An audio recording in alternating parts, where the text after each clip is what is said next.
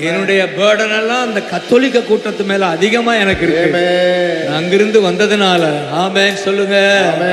அப்ப நான் விசுவாசிக்கிறேன், கத்தோலிக்கர் பெருங்கூட்டமாய் அவர்கள் அபிஷேகம் பெறுவார்கள், சபைக்கு வருவார்கள், ஊழியங்கள் எழும்பும். இப்ப இருப்பதை விட 1000 மடங்கு 1000 மடங்கு.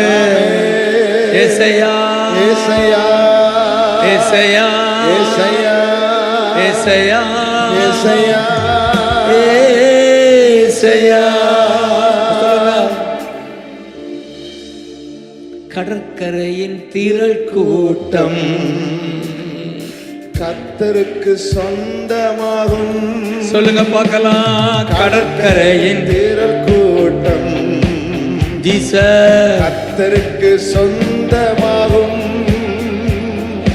கத்தோலிக்க சபையெங்கும் அபிஷேக நதி பாயும்.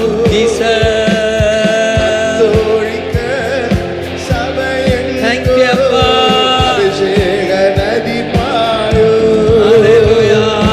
மகிமை glory glory மகிமை glory வெளிப்படும் நாட்கள் இது. glory glory மகிமை வெளிப்படும். மகிமை வெளிப்படும் நாட்கள் இது. வெளிப்படும் நாட்கள் இது.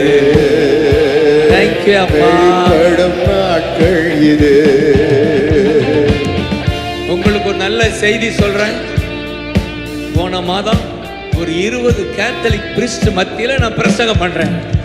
இது நடக்காத ஒன்று சரித்திரத்துல என் வாழ்க்கையில. ஹல்லேலூயா. அடிக்கடி ஃபாதர்ஸ் என்னோட தொடர்பு வைக்கிறாங்க. இப்ப பெரிய மாற்றம் நம்ம கத்தோலிக்க சபையில நடக்குது. கத்தோலிக்க பின்னணியிலிருந்து வந்தவங்களா கை உயர்த்தி காட்டுங்க பார்க்கலாம்.